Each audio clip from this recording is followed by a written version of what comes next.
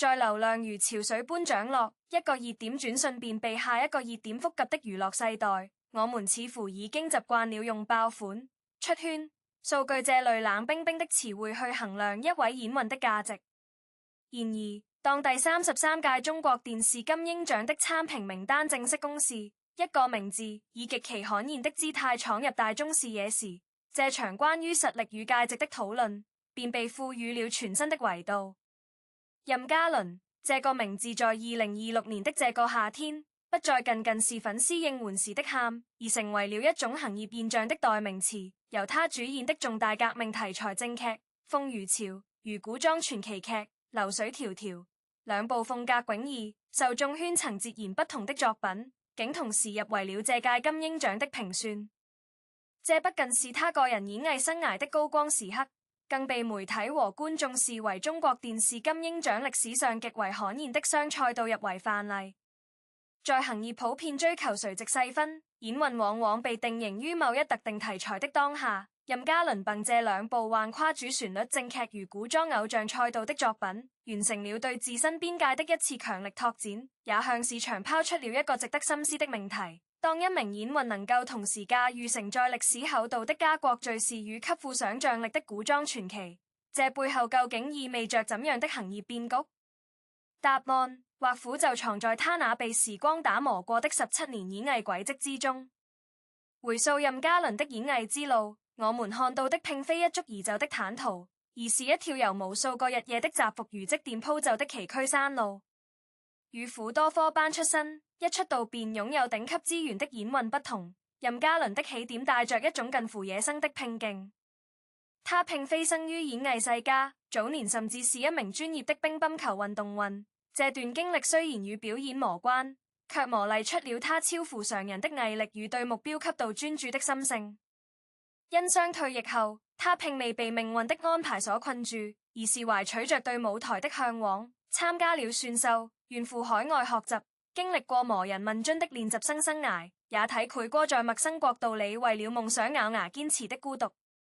直到2014年，他才終於等來了人生中第一部電視劇作品通天狄仁傑，在劇中飾演主角狄仁傑。對於一個新人而言，這樣的起點不可謂不高，但機遇的背後是巨大的壓力與挑戰。那時的他沒有經過系統的表演訓練，所有的表演技巧全靠自己在片場一點一點摸索，一片又一片地對着鏡子打磨眼神與台詞。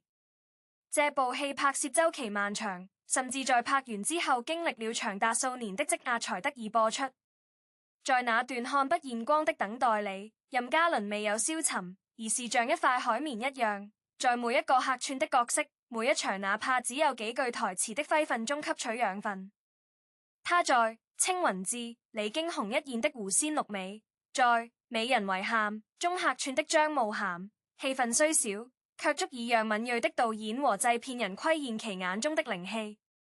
也正是這種從底層一步步攀爬，從未放棄對表演熱愛的經歷，讓他在2017年迎來了命運真正的拐點《大唐榮耀》。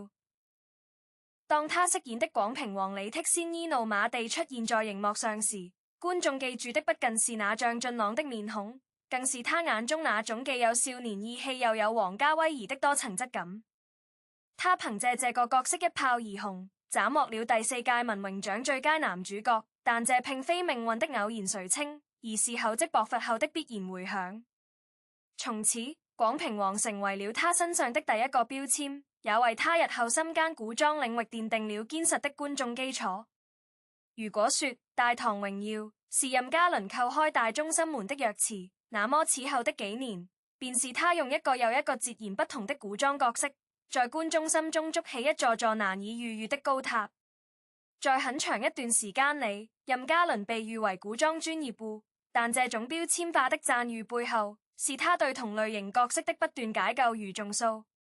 錦衣之下，你的綠翼表面是狠辣凌賴、冷若冰霜的錦衣衛簽事，納里卻藏着對家國大義的堅守和對摯愛之人的一腔赤誠。任嘉倫在處理這個角色時，極其擅長運用微表情和眼神戲。那種眼神開車的騷感，至今仍是國產劇名場面中的經典範例。他讓觀眾相信，陸亦的狠拚非磨情，而是那個時代背景下的一種自我保護與隱忍。隨後，在《周生如故》中，他又化身小男神王周生辰，那是一位手握重兵卻發誓不娶妻妾、一生駐守邊關的王爺。這個角色的悲情色彩級重，台詞級少，心理活動卻極為複雜。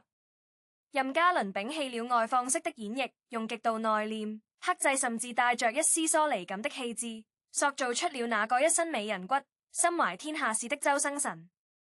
特別是最後剔骨之刑的那場戲，他沒有歇斯底里，僅憑眼神的渙散與嘴角的奸笑，便將一個英雄的末路與無悔演繹得蕩氣迴腸，成就了國產 B 美學的天花板。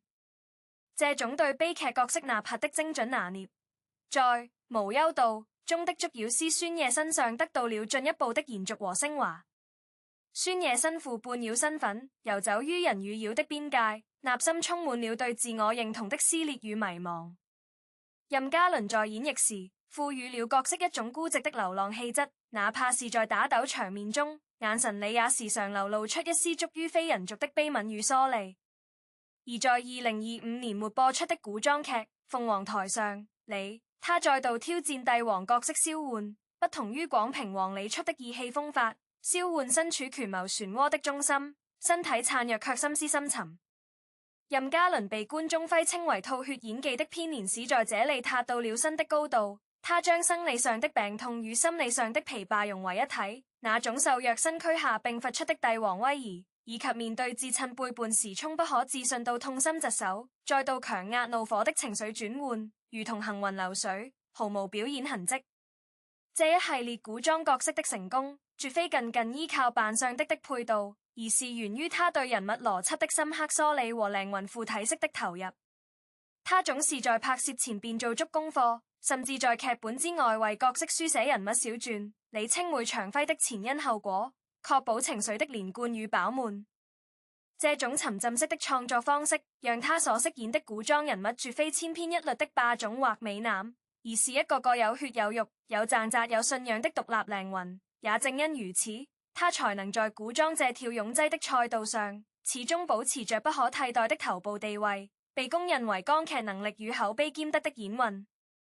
就在所有人幾乎要將古裝男神這個標籤與任嘉倫深度綁定時，他卻以一種幾乎可稱之為壯士斷腕的決絕姿態，轉向了更具歷史厚度與創作難度的正劇領域，而《鳳如潮》便是他交出的一份足以讓評論家們感聲的滿分答卷。在這部作為紀念抗戰勝利80週年的重點獻禮劇目中，任嘉倫飾演的是澳門愛國商人何賢。這是一個極具挑戰性的角色，因為何賢並非虛構的文學人物，而是在中國近現代史上真實存在過，且對澳門發展做出過卓越貢獻的傑出社區活動家。演繹真實歷史人物，尤其是船擁有圓形後人審視目光的人物，對任何演員而言都是一場如履薄冰的考驗。任嘉倫接下了這個重任，並且以一種近乎虔誠的態度去靠近角色。為了演好何賢從青年到中年跨越40載的人生跨度，他在開機前數月便推掉了所有商業活動，一頭扎進史料中研究何賢的生平事跡，甚至特意去學習了粵語和那個年代特有的社交禮儀與商業談判技巧。片場花絮和幕後採訪顯示，他不僅在外形上通過增重與減重來配合角色不同年齡段的體態，更在神態與氣場上進行了精心的設計。青年時期何賢的銳意進取、敢作敢當，中年時期的沉穩大氣、運籌帷幄，都被他拿捏得恰到好處。播出期間，《鳳如潮》登陸央視一套黃金檔，收視率連續數週持續破3，穩居全國收視榜首。這在近年來的主旋律劇集中堪稱現象級的數據。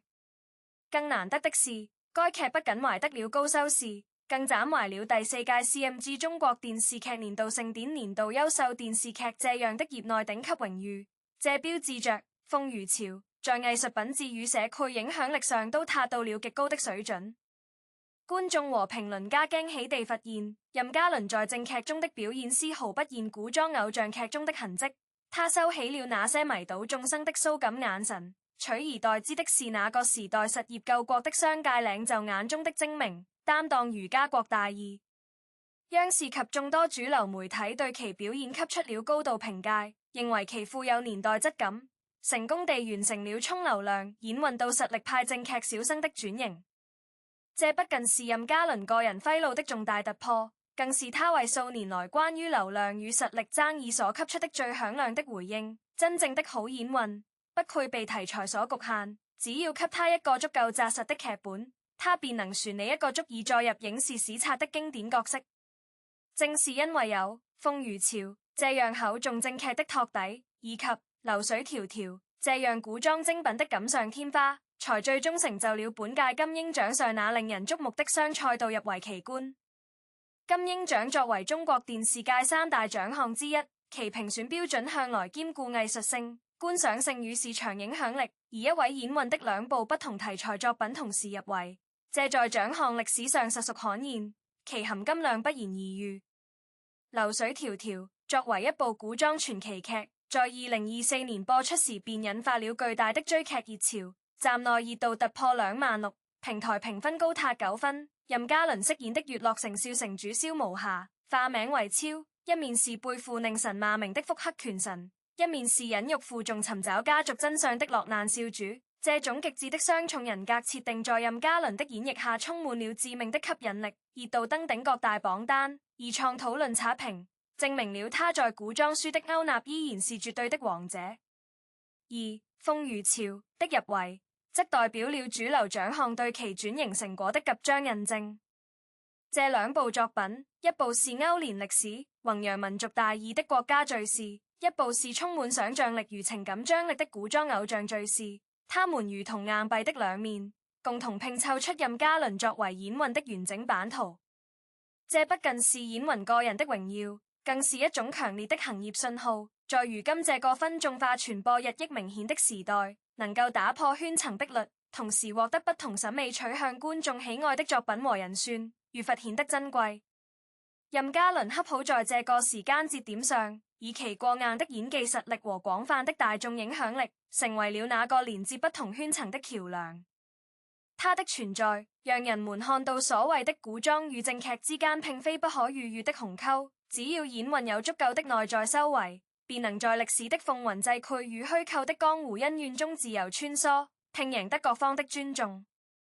當我們站在2026年8月的時間坐標上回望任嘉倫這17年的演藝生涯，幾乎可以被看作是內娛演芸進化史的一個極具代表性的縮影。從選秀歌手到海外練習生，從古裝劇的專業戶到正劇領域的實力派，他的每一步都踩在了時代的節點上，卻又從未被時代的喧囂所裹挾。在流量最兇衝的時候，他選擇公布婚育，以最坦蕩的方式守護私人生活，拒絕了單身人設帶來的短暫功利。在古裝劇最吸粉的時候，他選擇沉下心來去挑戰講述抗戰歷史的正劇，甘願在片場磨礪演技，哪怕這意味着可能暫時離開流量中心。這份難得的清醒與定力，或苦正是源於他早年作為運動運時所培養出的那份對於輸贏的淡然和對過程的專注。他不需要通過製造緋聞或話題來擁持熱度，因為他所有的底氣都來自於那個名為作品的堅實吶喊。無論是收視率破3的《鳳如潮》，船視平台評分高達9分的《流水迢迢》，亦或是接下來備受期待的仙俠劇《佳偶天成》，任嘉倫的每一步都走得穩健且堅定。他所獲得的文榮獎最佳男主角、華鼎獎全國觀眾最喜愛的10佳演運、亞洲學院創意獎最佳男主角等一系列榮譽，都是對他專業能力的有力佐證。他已經從當年那個愧因為演技青澀而被質疑的新人，成長為如今這個能夠駕馭年代跨度、正反角色、複雜納心戲的劇拋臉演運。這種成長不是一蹴而就的，是經由近100部作品、含影視及綜藝等，此處取其演藝生涯作品總數之意，泛指其多年累積的實戰經驗錘煉出來的。他對表現的敬畏心和對觀眾的誠意，才是他能夠在競爭激烈的娛樂圈始終立於不敗之地的終極法寶。在我們驚嘆於任嘉倫雙賽道入圍的卓越成就，並深入剖析了他17年演藝道路上的蟄伏、崛起、轉型與突破之後，我們或許更應該將目光從個體的光輝上稍稍移開，去審視這整個事件背後的行業生態與輿論情緒。任嘉倫的成功固然是他個人天賦與不懈努力的成果，但他並非孤例，也不應被當作粉絲之間互相攻訐或捧殺的武器。在如今這個信息碎片化、情緒給亦被煽動的網絡環境中，理性與尊重顯得尤為可貴。我們欣賞一位演員的作品，關注他的成長，這本身是一件充滿正能量的文化消費行為。然而，任何對偶像的崇拜一旦越過理性的邊界，便容易滑向盲目的極端，甚至演變成不同群體之間的對立與消耗。任嘉倫用風如潮與流水迢迢證明了藝術的多元與包容，那麼作為觀眾的我們，也應當以同樣的包容心去看待他人的喜好與選擇。這世界上沒有完美的演員，也沒有毫無瑕疵的作品，但正是這些不同風格、不同題材的作品共同構成了我們豐富多彩的文化生活。我們提倡一種健康的吃瓜心態，關注作品本身，尊重創作者的勞動，理性討論演技與劇情，而非沉溺於數據攀比或是非八卦。粉絲對偶像的愛應當是溫柔的、有界限感的守護，而不是用尖刻的語言去攻擊任何持有不同意見的個體。當我們為任嘉倫在正劇中的深層表演喝彩時，不必貶低古裝劇的娛樂價值；當我們沉迷於古裝角色的魅力時，也不應忽視正劇帶來的歷史厚重感。每一種審美都有其存在的道理，每一個認真演戲的演員都值得被尊重。在此，我們做一次理性的總列。任嘉倫於2026年憑借《風如潮》與《流水迢迢》雙劇入圍金鷹獎，這無疑是他個人職業生涯的一座里程碑，也是中國電視劇市場在追求高質量發展過程中對演技派流量這一稀缺資源的一次積極肯定。但我們更應看到，這一事件的背後是整個行業對優質內容渴求的回響，是觀眾審美疲勞後對演技回歸的呼喚。任嘉倫的成功並非魔法複製的神話，而是天道酬勤這一樸素真理在演藝界的具體體現。我們樂見更多像他這樣既有觀眾緣又有轉型魄力的演員出現，去打破固有標籤，去拓寬表演的邊界。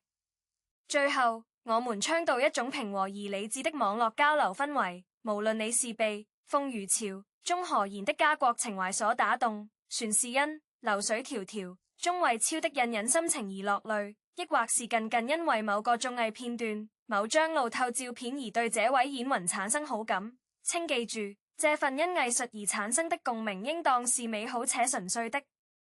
讓我們將目光聚焦於光影世界本身，用掌聲代替爭吵，用理解代替偏見，在喧囂的網絡世界裏守住一份足於觀眾的理智與優雅。